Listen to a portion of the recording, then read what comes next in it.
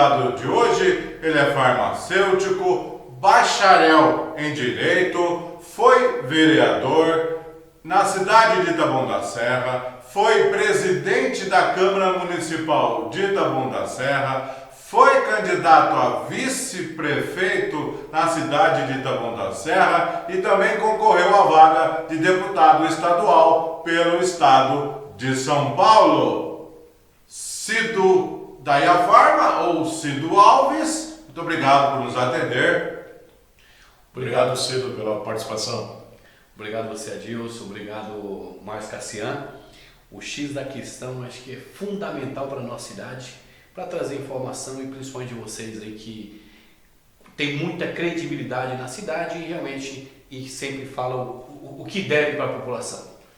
E o X da questão de hoje é, com toda essa bagagem política, Cido, você é candidato a prefeito na cidade de Taboão da Serra em 2024?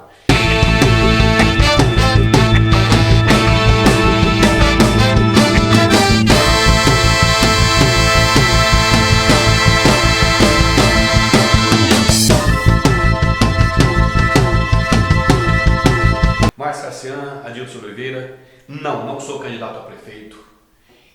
Muitas vezes nós temos que dar um passo atrás para avançar.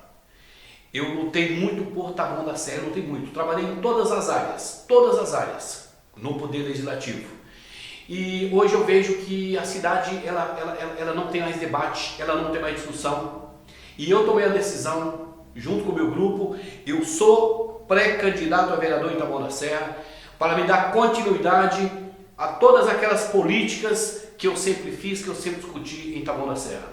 Cido, então, o que fez você, com essa bagagem, né, com o último candidato a vice-prefeito, o que fez você, entre aspas, desistir a ser, então, uma candidatura a prefeito? O que te fez repensar?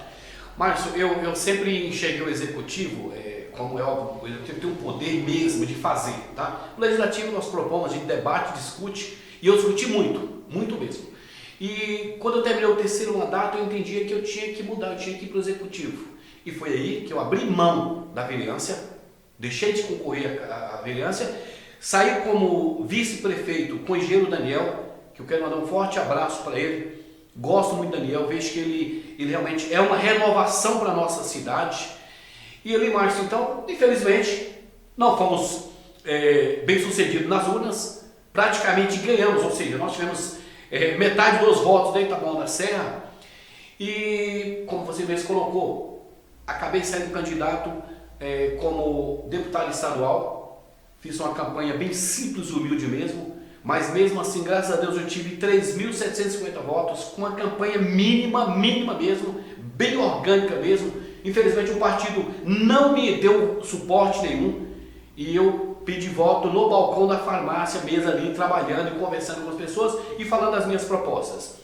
Mas tomei essa decisão e entendo hoje que Taboão da Serra, o Poder Legislativo necessita de oxigenar. Eu fiz a minha parte e quero retornar para me dar continuidade a algumas políticas públicas que eu quero falar para vocês na sequência.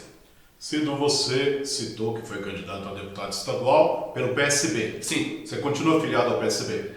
Continuo filiado ao PSB, porém eu faço parte de um projeto político hoje. E meu projeto político chama Engenheiro Daniel. Então, nessa reformulação, se o PSB estiver no grupo, estarei junto. Se não, Adilson, eu vou buscar, óbvio, um partido que tenha as minhas características, a minha linha ideológica, para mim continuar aí nesse projeto político. A campanha, a eleição para prefeito em 2020, como você já citou, foi bastante acirrada, teve segundo turno, a chapa da qual você fazia parte com o engenheiro Daniel chegou até vencer no primeiro turno, né? Depois teve o segundo turno e aí o Aprígio se elegeu prefeito. Nessa campanha acirrada, eu queria ouvir a sua avaliação. O que você achou? Né? Já faz 2 anos, mas eu ainda não ouvi a sua avaliação do que você achou daquela campanha em que a cidade ficou dividida entre 2 projetos políticos. Adilson, na verdade, foi um momento onde a população ela enxergava o engenheiro Daniel como Fernando Fernandes. E do outro lado nós tínhamos o Aprígio. Todo governo, quando ele passa um determinado tempo, ele desgasta. Havia um desgaste do Fernando Fernandes. Havia um desgaste natural do Fernando Fernandes. E o Daniel ele não conseguia realmente se mostrar dentro de um processo de independência, como o engenheiro Daniel prefeito. O que hoje é diferente. O que hoje o Daniel ele consegue fazer a trilha dele, mostrando que ele tem um posicionamento político, que o engenheiro Daniel será o prefeito da cidade, e não o prefeito feito pelo Fernando ou por qualquer um outro político. Então, é nesse contexto, e realmente foi uma campanha linda para o Daniel, que era um novato na vida pública, mesmo ele sendo indicado aí pelo Fernando Fernandes. O Daniel, ele conseguir essa façanha de ganharmos no primeiro turno, mostrando o que a cidade mostra, que ela quer renovar, que ela precisa de um novo olhar. Taboão da Serra é uma cidade, sabe, é uma cidade maravilhosa, é uma cidade que cada vez mais cresce e desenvolve, mas eu acredito que ela precisa renovar totalmente essa política dela. E engenheiro Daniel, para mim, é esse nome. Qual é a perspectiva que você vê para a eleição para prefeito agora 2024? Você vê que a administração municipal está solidificando o seu caminho para poder o Aprígio ter um novo mandato ou não? Adilson, é óbvio, nós sabemos que a política é muito dinâmica, é muito difícil você prever, nós temos aí, falta 1 ano e meio para chegarmos ao processo eleitoral. Infelizmente hoje, esse governo que está aí, ele está muito mal avaliado, e eu digo pelo povo, não estou nem falando a pessoa assídua, porque eu poderia muito bem querer denigrir ou de qualquer forma reduzir, não, mas eu acho que esse governo não se encontrou ainda, ele não se encontrou. É uma cidade que nós estamos falando que tem um orçamento de 1,5 bilhão. 1,5 bilhão que poderia estar trazendo a qualidade de vida muito melhor para a população. Então, no meu entendimento, nesse momento, se não houver mudanças muito drásticas, infelizmente esse governo ele não consegue emplacar. Cido, com essa carreira, você já disse que já está com o engenheiro Daniel. Com relação a primeiro e segundo turno, se tiver um turno só ou se tiver 2 turnos, vocês já fizeram uma análise sobre isso? Se tiver um turno, como fazer? Se tiver 2 turnos, como proceder? Vocês já têm essa visão? Então, mas eu acho que está tudo muito ainda novo ainda. Eu acho que essas forças, eu acho que ao longo da campanha é que elas vão se mostrar as suas afinidades, né? Porque hoje nós pensamos que nós estamos falando aqui só de 3 grupos políticos, né? Nós estamos falando aqui Fernando Fernandes, nós estamos falando do engenheiro Daniel e nós estamos falando o governo que está aí, tá? Mas nós sabemos que terão outras forças políticas na cidade, tá? E como serão essas novas forças políticas? Nós estamos falando de um momento que a política, houve uma grande mudança. Nós estamos falando que hoje tem um governo Lula que está aí, nós temos eu acho que um novo cenário político, Então acho que é muito difícil você falar agora de um segundo turno quem estaria com quem. É óbvio que fazendo uma avaliação, a tendência hoje seria muito mais o Fernando juntar-se com o Daniel ou vice-versa do que com a administração. É o que eu vejo. Então assim, existe uma relação de governo. O Daniel trabalhou muito tempo como secretário do Fernando, foi o candidato dele. Acredito eu que no segundo turno, sem dúvida nenhuma, que haveria essa fusão, essa união entre pelo menos os dois. Então, Cido, dentro dessa avaliação, as duas candidaturas elas podem se confrontarem durante esse período. Elas podem se confrontarem, eu quero dizer, um falar mal do outro falar mal do outro. Isso seria prejudicial ou não? Como é que vocês vão tocar essa campanha até a decisão final? Mas eu creio que, óbvio, na política, mesmo havendo todo um desgaste durante a campanha, talvez por parte de ambas as partes, mas nós sabemos que existe uma afinidade muito maior ainda, mesmo sendo adversários, mesmo de repente vai chegar um momento que pode ser que haja entre o engenheiro Daniel e e o Fernando Fernandes, algum desgaste, mas eu acredito que mesmo assim a tendência é a união dos mesmos. Cido, você falou que o governo Aprejo não decolou. Já estamos no terceiro ano, né? 3 anos e meio do governo Aprejo, ele ainda não mostrou a que veio na sua avaliação. Por que você tem essa análise? Então, Gilson, eu creio que, eu não vou nem falar da pessoa do Aprejo, não vou falar da pessoa do Aprejo, vou falar da administração da cidade, tá? E eu estou falando aquilo que eu ouço dentro de um contexto, principalmente a saúde. Principalmente a saúde. A saúde você tem que agir de forma rápida. As pessoas, elas, quando você não tem uma gestão eficiente na saúde, quando você passa a deixar faltar medicamentos, faltar consultas, quando você atrasa qualquer questão na saúde, você cria um sofrimento muito grande na população. E o que eu sinto na população hoje é justamente essa questão. Então, assim, hoje nós vemos aí que, infelizmente, no início do governo Aprejo, ele se preocupou muito em relação à SPDM, em tirar a SPDM, em colocar um outro OS que teria talvez alguma relação com o governo Aprejo, o que eu acho errado. Porque eu acredito que quem está lá, você deve buscar fazer com aquele que está, que ele dê o seu melhor, que dê mais eficiência, você cobre muito mais dele, e não tirar. Porque quando você faz qualquer mudança na saúde, eu sou totalmente contra, a não ser que seja uma OS que esteja roubando. Que você sabe muito bem que lá atrás, quando existia o IAC da saúde aqui, eu investiguei através da CPI, eu denunciei no Ministério Público, eu fiz meu papel. E não foi por uma questão minha política, não. Era uma questão que eu entendia que quem rouba dinheiro da saúde, qualquer dinheiro, mas da saúde você está matando pessoas.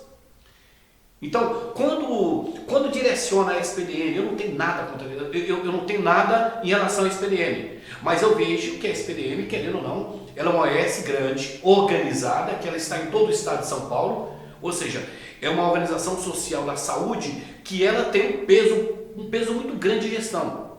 E quando você tenta tirar uma SPDM, você cria um problema todo, você cria toda a situação. Então, eu creio que essa falta de relação, logo no começo abriram uma CPI em relação à SPDM e abriram uma CPI em relação à SPDM sem motivo, sem justificativa, sem nada, tanto que não deu em nada. E, sabe, então isso foi muito ruim, que houve todo o desgaste durante todo esse período. Então, eu avalio hoje a saúde em Taboão da Serra, péssima, tá? Não vou dizer para você que não seja possível reverter, porque é possível reverter, desde que tenha uma gestão eficiente, desde que você consiga olhar a cidade num contexto geral. Então, assim, mas nesse momento eu acho que o calcanhar de Aquiles desse governo é a saúde.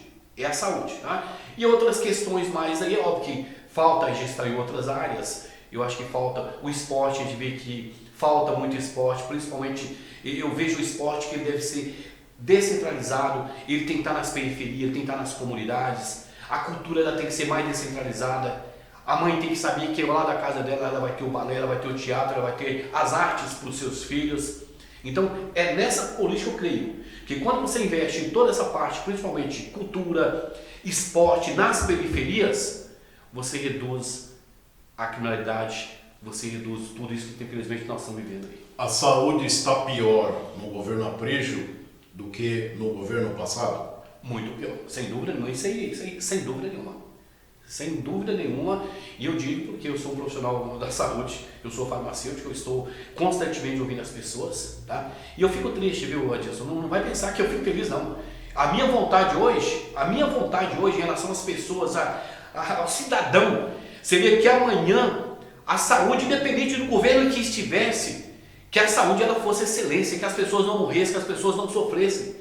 Então, eu deixo um recado a todos aqueles que estão na saúde, aqueles que estão gerindo, aqueles que têm o bastão na mão, que eles realmente façam a gestão olhando para o cidadão que precisa de uma consulta, que precisa de uma mamografia, que precisa, sabe, de uma rapidez, que o seu filho necessita de um olhar. E dói cada vez que eu vejo uma mãe que ela vai, que seja no pronto-socorro infantil, que ela vai em qualquer local e ela não conseguiu um atendimento, ela não conseguiu passar uma consulta. A troca da gestora da saúde pelo governo Aprígio foi política?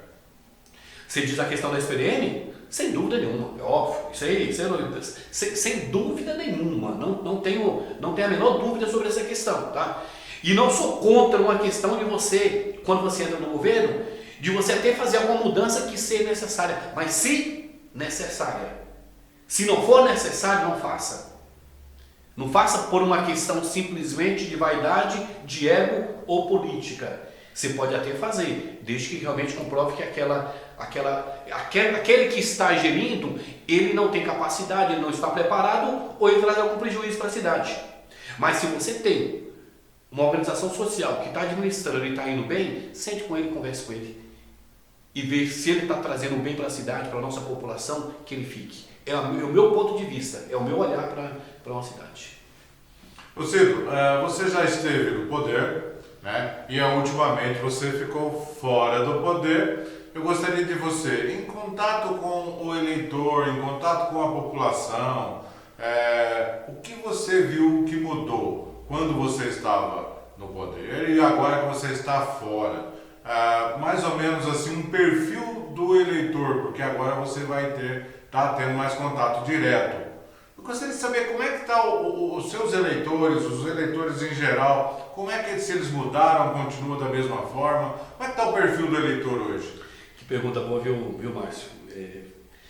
Eu realmente, quando você está fora do poder, esse pseudo-poder, porque eu nunca deixei que esse pseudo-poder me atingisse como ser humano, como pessoa. Para mim, as vaidades, essas aí, eu sempre soube lidar muito bem com elas. Eu sempre falei, para mim comer pão com ovo, comer caviar, para mim não muda nada. Os dois estão me alimentando. A minha relação com as pessoas sempre foi a mesma. Esse final de semana eu estive lá no São Judas e nós estávamos inaugurando uma sala chamada As Marias, que nós conseguimos fazer uma união de duas ONGs, que é a Comuniarte junto com o Projeto Aparecendo, coisa mais linda, meu Deus, a coisa mais linda. E ali encontrando as pessoas me abraçando e falando, Cido, volta. Cido, nós precisamos de você. Cido, quando você estava aqui no São Judas, aqui, o Projeto Aparecido, ele tinha o balé, que era a coisa mais linda do mundo. Você que tinha a corrida do trabalhador aqui, que era o fenômeno de tudo. Eu tinha um sonho, Mário Casseiro, eu tinha um sonho. E assim, eu acho que quando a gente é vereador, a gente acaba sendo prefeito de um bairro. Eu nunca gostei do assistencialismo de dar cestinha básica para ninguém, porque eu acho que tem Secretaria de Assistência Social que ela tem que fazer esse papel. Eu sempre lutei pela coletividade. A UBS Margaridas foi um sonho meu, a sua ampliação. Briguei com o governo passado, com o Fernando Fernandes, para que lá fosse um pronto-socorro da nossa região. Que a UBS Margarida fosse ampliada para se tornar um pronto-socorro, atendendo comunitário, Margaridas, toda a nossa região, Salete, São Moritz, toda aquela região. Desafogaria antenas, desafogaria pronto-socorro infantil, desafogaria UPA. Então, era um projeto, o Fernando entendia a importância, a doutora Raquel entendia a importância daquele projeto, e infelizmente hoje não é. Eu tinha um sonho, Márcio, também na questão de, eu achei resolver a questão da saúde. Ampliar o horário do atendimento às UBS. O trabalhador, quando ele chega em casa, a trabalhadora chega em casa, ela não tem o direito de ir ao médico, porque a UBS vem às 17 horas. Ela às vezes trabalha de segunda a sábado e muitas vezes não consegue sair do trabalho, às vezes é um autônomo, mas é uma pessoa que não consegue realmente estar ali. Então, um sonho meu era criar esse pronto-socorro infantil e adulto lá na UBS Jardim das Margaridas. Então, assim, e quando eu falo isso para as pessoas, eu não estou sendo, sabe, não é utopia, não, estou falando de algo possível, algo palpável, algo que a pessoa ia sair de casa ali pertinho ali, não ia pegar um ônibus.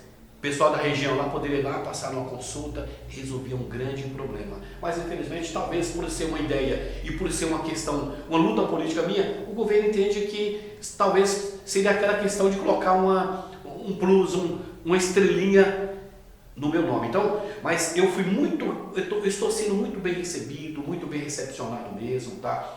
Lá no Jardim das Margaridas, eu trouxe aquele projeto que tem lá, que é o Espaço de Cultura e Esporte. Eu briguei com o Fernando Fernandes na época, eu falei, eu quero aqui.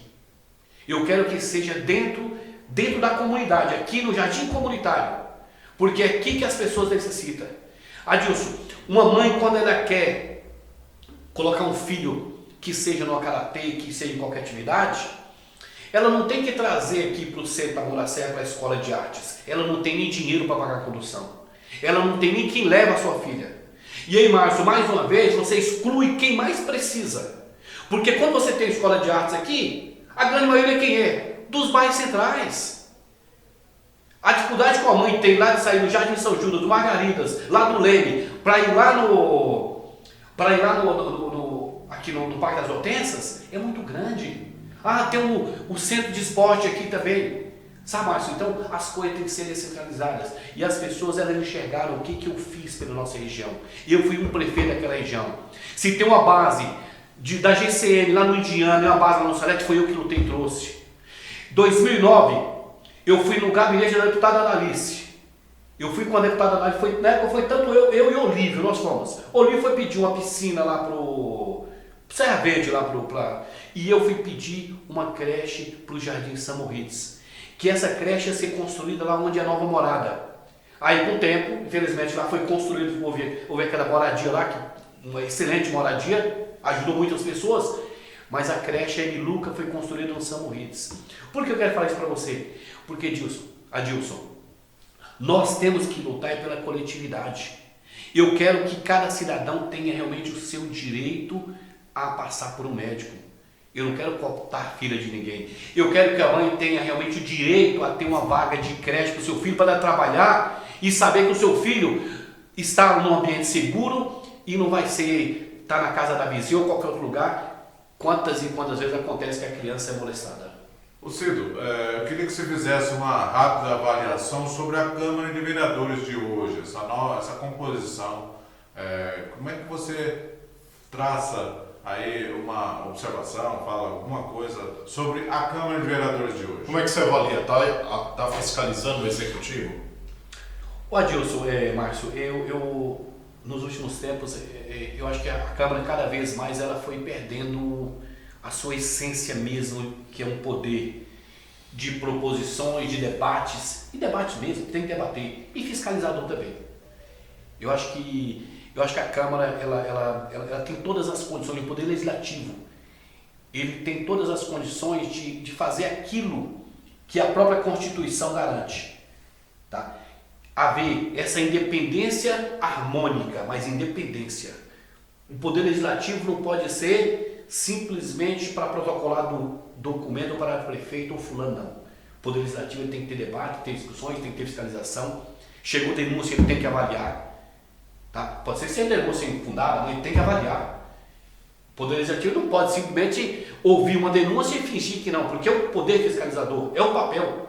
Quanto se gasta hoje no Poder Legislativo na Câmara Municipal? E eu te pergunto, qual a produção que você tem disso aí? Eu vou te dar o valor, 42 milhões de reais por ano. 42 milhões por ano. 42 milhões que são pagos para aquela finalidade. É abrir debates, discussões com a população e fiscalizar, sem dúvida nenhuma, o governo. É para isso que existem as comissões. É para isso que existem as comissões. Tem comissão de tudo. E falar em comissões, eu trouxe a Comissão de Defesa do Consumidor para a Câmara Municipal. Eu criei ela. Hoje eu estava avaliando aqui, Márcio, algumas questões, que eu sei que o tempo é curto, e tem tanta coisa para falar. Eu criei a coordenadoria da pessoa com deficiência.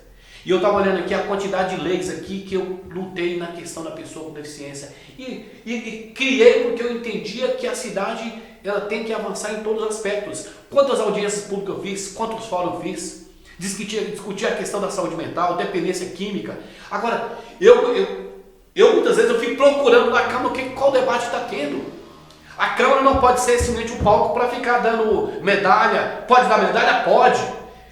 Mas esse não tem que ser o papel principal de dar medalha, troféu, isso, aquilo, outro. Não, a Câmara ela tem realmente ter o papel fiscalizador, o papel de debater com a sociedade. Você fala que a cidade tem muitos problemas na saúde e em outras áreas. Você atribui a deficiência dos serviços, um mau serviço, à Câmara dos Vereadores também?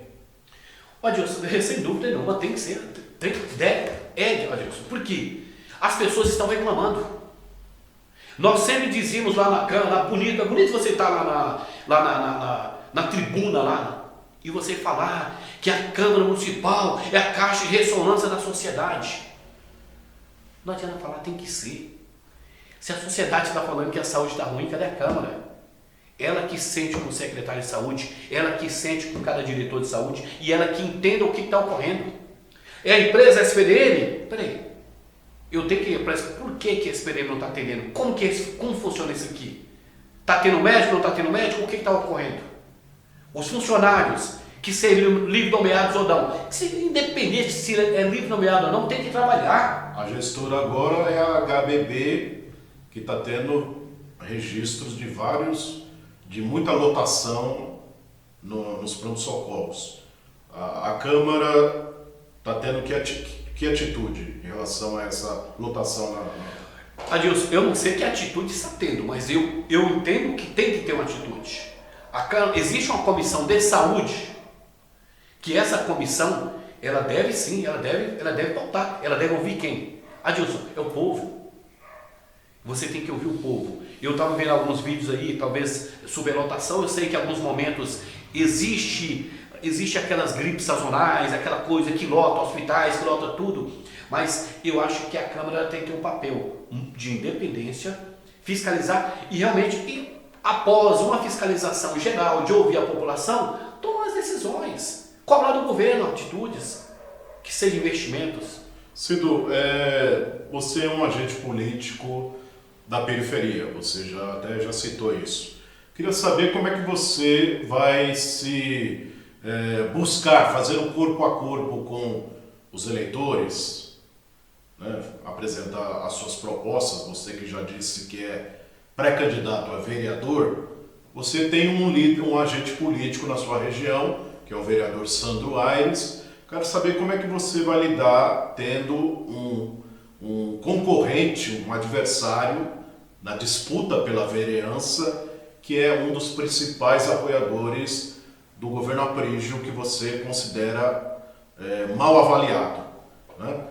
Como é que você vai buscar os votos em relação, né, fazendo frente ao seu adversário? Queria que você também avaliasse o mandato do vereador Sandro Aires. Como é que você avalia o mandato do vereador Sandro Aires, que já foi até apontado como responsável por tentar tirar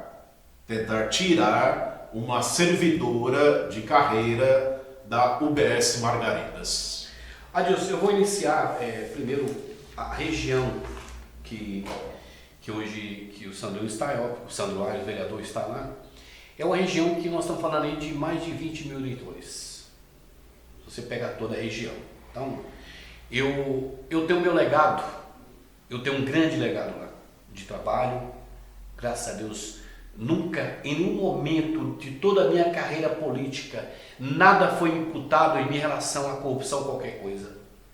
Eu sempre respeitei todos os servidores, independente de onde eles estavam, da posição que eles estavam. E sabe, eu tenho eleitorado, eu tenho pessoas que gostam de mim, que acreditam em mim, pelo meu histórico, pelo meu passado, pelo meu trabalho. Então, eu creio que eu não terei dificuldade nenhuma. A política, para mim, ela é feita de propostas. Jamais o Sandro vai esperar que eu vá para falar dele, porque o tempo que eu estaria falando dele, eu estaria falando de propostas, de ideias para a nossa cidade, de melhorar nosso bairro, a nossa região. Porque hoje, eu estou no Jardim Leme também. Assim, se você andar no Jardim Leme, eu vou postar, eu sou Cidil no Leme. Hoje eu estou no Leme e eu trabalho das 15 até as 21 horas no Leme. As pessoas criaram um vínculo muito grande comigo. Então assim, hoje eu creio que eu terei uma votação muito expressiva no Leme. Eu creio que a minha votação continuará expressiva no Diana, São Judas, porque eu mantenho o meu trabalho, eu mantenho o projeto, eu dou aula todos os sábados de manhã no projeto Aparecendo. Eu dou aula para o curso de atendente de farmácia. Eu tive uma relação muito forte na região da Intercontinental, no Pazini, ali próximo ali do Gelo, da favela do Gelo. Então, sabe, Adilson, eu estou muito tranquilo. E tranquilo, eu digo com todo respeito a todos os candidatos, Mas eu creio que em 2024 eu estarei novamente retornando para o Legislativo e dando continuidade àquilo que eu sempre fiz, que foi trabalhar em prol de uma sociedade melhor e principalmente as pessoas que mais precisam. Queria fazer só uma pergunta, Cedo, em relação a saindo um pouco da política, embora seja também relacionada a uma política pública. Você, fora do Legislativo, você foi presidente do Conselho Comunitário de Segurança Monte Alegre. Sim. Primeiro eu queria que você explicasse, porque você foi muito criticado por fazer parte de presidir, você foi o presidente do Conseg em uma outra região, do outro lado da cidade, você que tem uma atuação mais forte na região do São Judas. Queria que você explicasse, você foi criticado por ter presidir o Conseg na região do Monte Alegre. E eu queria saber por que o Conseg acabou. Vamos lá, vamos voltar. Primeiro, eu... Foi criticado pelo governo Aprígio, né? Criticado pelo governo Aprígio. Primeiro, eu moro no Cerejeira 2, que faz parte do Conseg Monte Alegre. Então eu moro no condomínio Cerejeira 2, isso há mais de 10 anos, então eu moro aqui. Segundo, o meu trabalho, minha drogaria era justamente no Jardim Pazini, na Intercontinental, que também compõe toda essa região. E terceiro, quem me indicou para que eu fizesse parte do Conseg foi o Júnior, o antigo presidente. Eu sempre participei de todos os Conseg, o Júnior veio me convidar porque é você ser voluntário para a segurança pública. É você ser voluntário. Eu estava sem mandato, não ganhava um centavo, ao contrário, eu gastava. Gastava combustível, tinha que fazer tirar uma xerox, então na verdade, eu gastava e eu tinha um projeto político meu, que era sair candidato a deputado. Eu teria que me afastar de qualquer maneira. Eu me afastei no período eleitoral, me afastei do Conseg, a minha vice-presidente permaneceu no Conseg, Elaine Calmon, junto com o Pedro, junto com os outros membros, mas infelizmente, como você mesmo colocou, havia por parte do governo talvez uma insatisfação por a gente estar lá. E eu que fui concorrente do governo, creio eu. E aí, Adilson, como eu poderia ter voltado novamente pós-eleição mas, sabe, Adilson, eu acredito que é você ser voluntário, você acreditar que você pode contribuir com a segurança pública, que você pode debater, discutir, e mesmo assim você está levando porrada, você não está sendo respeitado dentro das suas prerrogativas como um conselho de segurança, hoje eu prefiro me isentar. Então, estou fora, assim, e eu digo para você, se existe alguém nessa cidade que participou de reuniões do Conseg mais que eu cito, eu quero que diga qualquer um. Eu digo, tanto na Câmara Municipal, eu era o único presidente, eu era o único vereador que estava presente nos dois Consegs. Pilar Jussara, que era vereador, você é vereador da cidade, e presente aqui também no Conseg do Monte Alegre. Tanto que o Júnior, o ex-presidente, tinha a Milena, tinha o Ari, todos eles entendiam que eu seria realmente um bom nome para presidir o Conseg. Mas, como você falou, infelizmente o governo, talvez ele não enxergava isso com bons olhos. E sabe, eu não vou ficar degradando por ninguém, por eu ser voluntário e estar prestando um serviço para a sociedade. Você, no seu cálculo, qual seria o percentual de renovação na Câmara? Ô Márcio, eu sei que está longe e ao mesmo tempo não está, mas eu vejo a insatisfação geral na cidade em relação à Câmara Municipal. Eu ouço. Lá no Leme, infelizmente, eu ouço uma insatisfação em relação aos vereadores que compõem lá, tanto o Carlinhos quanto o Nesito. E ouço. E estou falando claramente aqui, estou falando o que eu ouço. Lá no São Judas, não é diferente o Sandro. Porque o Sandro só foi vereador porque eu não fui candidato. O Sandro só foi vereador porque eu não fui candidato. Então, assim, as pessoas enxergaram nele ali, o possível não é candidato, então o Sandro acabaram jogando voto todo em cima dele. Mas eu estou de volta. Então, assim, e lá no Pazini, eu ouço constantemente lá, a Joyce nem se fala. A Joyce, se eu fosse ela, nem saia candidata. Porque realmente o Pazini daquela região fala muito mal dela, que ela só aparece realmente a cada 4 anos. Então, e sabe? E assim, e fora outros candidatos aí que na verdade eu não tenho essa relação tão forte. Mas eu estou onde? No Leme. Eu lá no Pazini sempre ouvi muito falar em relação à questão dessa ausência da Joyce. Tá?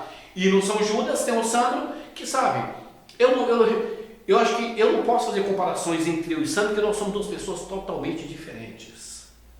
Totalmente diferentes. Então, o meu eleitor, ele me olha com outros olhos. Não sou melhor do que ninguém não, mas graças a Deus, eu tenho um trabalho, e um trabalho muito anterior à vida pública. A primeira vez que eu saí candidato, eu fui eleito. Fui eleito porque as pessoas sabiam da relação que eu tinha com as pessoas. Que eu gosto de gente. Eu gosto das pessoas. E meu sonho realmente é que o Taboão da Serra, de todos, o Taboão da Serra, que possa cada vez mais estar aí melhor para todos. Você disse que é diferente do vereador Sandro. E diferente em quê? Eu digo o perfil, sabe? Eu sou uma pessoa, começa pela idade mesmo, né? Pela própria experiência, pelo próprio a minha maneira de ser, tá? Eu digo, a coisa, o poder legislativo, ele é o poder mais lindo que existe na Constituição. Mas você tem que saber entender qual é a função dele. E a função dele não é atender a pessoa na sua individualidade. E meus mandatos foram pautados em promover debates, discussões para que realmente a cidade avançasse e muito. O CAPS 2 lá, o CAPS 2 foi a luta minha. Mas por que mais? Porque eu participei da Conferência de Saúde Mental. Porque eu passei a entender de saúde mental. Quando eu fui vice-presidente do Conselho Consultivo da região Sudoeste, eu discuti não o problema da Taboão da Serra, mas eu discuti um problema de 8 municípios. Hoje, quando fala de municipalização da rodovia, eu já discuti isso aí lá atrás. Quando o ministro Antônio Carlos Rodrigues veio aqui, eu estava discutindo com ele. Ele já tinha autorizado a municipalização daqui. O governo passado, o Fernando, não fez, justamente porque tinha algumas obras que eram para ser feitas aqui, e ela seria um prejuízo muito grande para a cidade, que era a ampliação do viaduto da Paulo Aires, era a macro drenagem da rodovia. Quem assumir a municipalização vai ter que entender que vai ter que gastar esses 60 milhões com a rodovia. Qual é a sua opinião exatamente sobre a municipalização? Eu acredito que vai ser um grande avanço para a nossa cidade, a municipalização. Porém, o governo federal deveria garantir todas essas obras, que é a obra de macro drenagem, que senão não tem que pagar ela. Havia nesse pacote a ampliação do viaduto da Paulo Aires, ou seja, e havia também na chegada de Taboão da Serra, eles iriam tirar uma passarela para continuar com 4 pistas. Então, no momento que você municipaliza e não tem tudo isso aí, na verdade, você está tendo um prejuízo para a cidade, porque seriam obras, peraí, governo federal, você cumpre esse papel aqui e eu municipalizo. Agora, ao contrário, você vai assumir a viúva com os moleques que estão dentro do catarreto. Então, pelo projeto que está sendo veiculado, o governo federal não teria participação nessas obras que você cita. Mesmo assim, você é a favor da municipalização da Regis? Dessa maneira não, porque eu acho que hoje nós não temos poder de investimento nesse momento, e tem que ter investimento. No momento que você pega um trecho de rodovia todo desse aqui, você se responsabiliza por ele, você cria toda uma despesa que você não tem ela. Tá? Eu vou falar uma coisa para você, eu vou até entrar em outro mérito. O shopping Taboão da Serra. O shopping Taboão da Serra, que para mim, sabe, o shopping a vida toda, e o shopping desse tamanho, é um dos shoppings mais rentáveis do país. Eles estão dando passa-moleque em Taboão da Serra. Por quê? Porque eles tinham que garantir a alça, sentido Curitiba, tinha que garantir essa alça. E eles foram enrolando, embromando, e hoje, com a municipalização, você vai ter travessia em nível e acabou. Aí falaram que eles vão fazer todo um remanejo viário. Vai gastar 1 milhão? A alça custaria hoje o quê? Uns 20 a 30 milhões? Peraí, estava no projeto inicial. Então, para mim o shopping hoje é um passa-moleque da nossa cidade. E o shopping que é tão rentável, o shopping ganha tanto dinheiro. Tá? Sim, mas o senhor foi vereador, Ciro, você foi vereador. O que você fez para cobrar que o shopping Taboão executasse a alça de retorno sentido Embu das Artes, conforme está no projeto. Olha, se tem um vereador que brigou mesmo com o shopping, eu posso mandar para você o link de uma porrada de sessão que eu discutindo e falando com o shopping. Brigava com o shopping até na questão do estacionamento deles, que eu achava que era caro demais e se a pessoa está gastando ali, nem deveria cobrar esse valor absurdo. Mas pergunta à vereadora Érica, quem foi que chamou ela para abrir a CPI em relação à alça do shopping? Fui eu. Infelizmente a CPI depois não deu em nada. Mas eu naquele momento, eu fui a pessoa que falei, Érica, pega essa assinatura, eu era o presidente da Câmara. Pega a assinatura aqui e vamos cobrar do shopping. Então, nesse contexto, eu tenho minha consciência tranquilíssima.